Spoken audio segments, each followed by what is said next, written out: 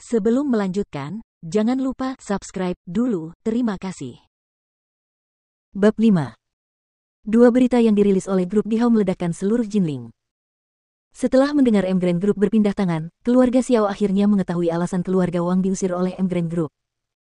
Nampaknya pemilik baru grup Dihao masih memandang rendah keluarga seperti keluarga Wang. Namun, siapakah Tuan Ye? Bukankah orang ini terlalu kuat?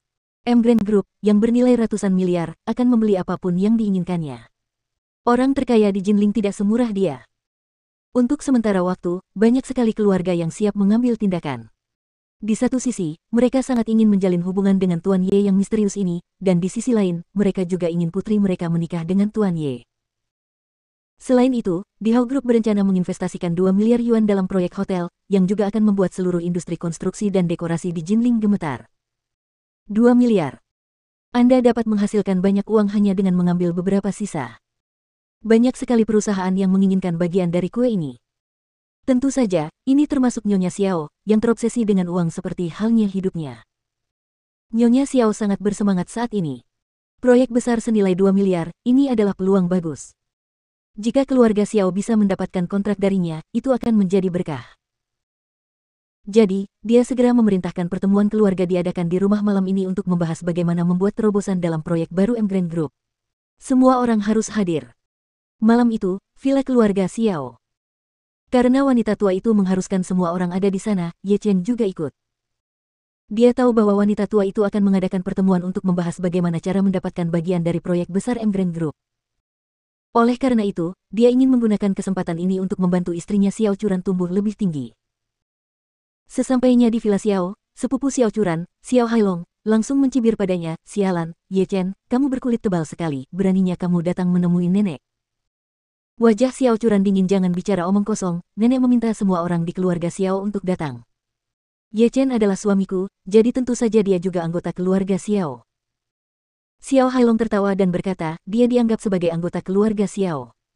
Namun, dia hanya menantu dari rumah ke rumah. Ye Chen menyentuh hidungnya dan berkata kepada Xiao Churan, "Lupakan saja, istriku, jangan seperti dia, cepat selamatkan nenek dari penantian yang lama." Xiao Churan mengangguk.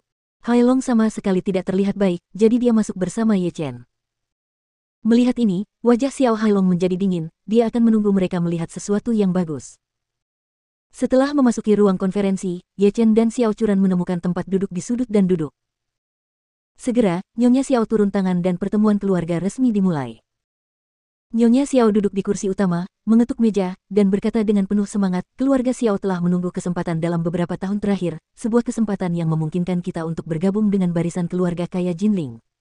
Sekarang, kesempatan ini akhirnya datang." Nyonya Xiao berkata dengan lantang, "Kali ini Emgrand Group meluncurkan proyek besar senilai 2 miliar. Siapapun yang bisa mendapatkan kontrak kerja sama darinya pasti akan mendapat banyak manfaat.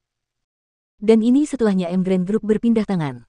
Ini adalah proyek besar pertama kami, yang merupakan peluang besar bagi keluarga Xiao kami. Jika kami dapat bekerja sama dengan Emgrand Group dan meninggalkan kesan yang baik pada pemilik baru Emgrand Group, maka keluarga Xiao akan berpindah tangan. Masa depan akan cerah. Itu terbatas." Meskipun wanita tua itu sangat energik, orang-orang di bawah tampak sedikit tidak tergerak.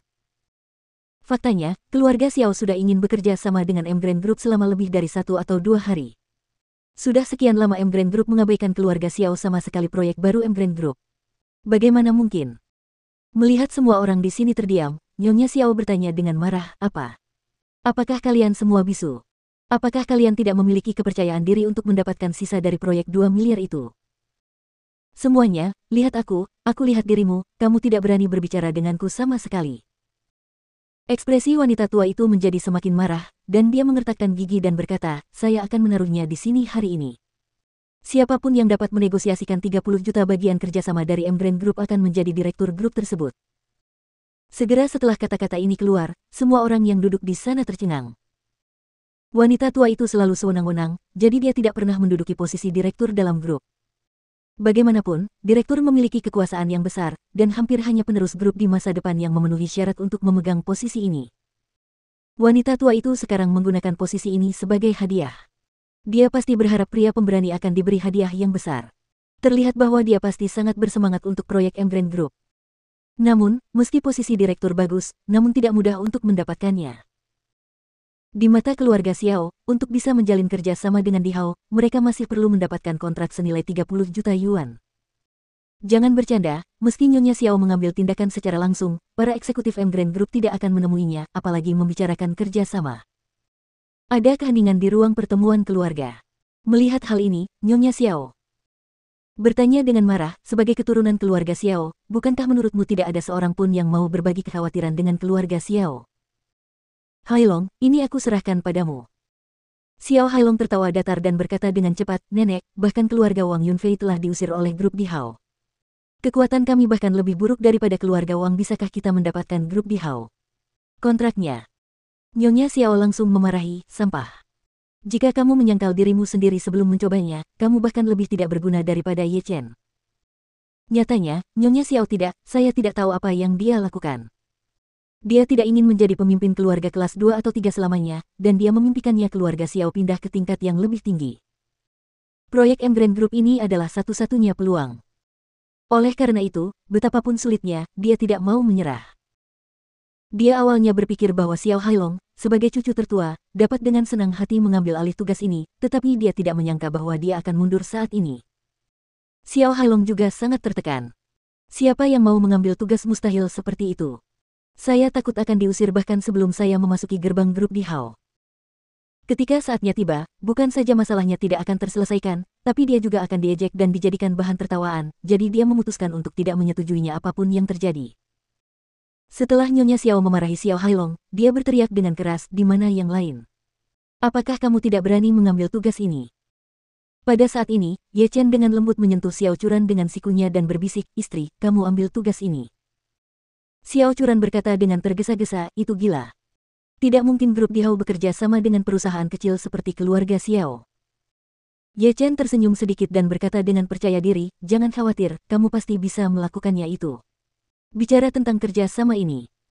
Xiao Churan bertanya dengan heran, benarkah? Ye Chen berkata dengan tegas, tentu saja. Saya pikir Anda tidak memiliki masalah sama sekali. Jika Anda memanfaatkan kesempatan ini, status Anda di keluarga Xiao akan berubah. Terbang ke langit. Xiao Churan tidak tahu kenapa, tapi saat ini, dia mempercayai kata-kata Ye Chen dengan bingung. Dia berdiri tanpa sadar dan berkata kepada Nyonya Xiao, Nenek, saya bersedia mencobanya.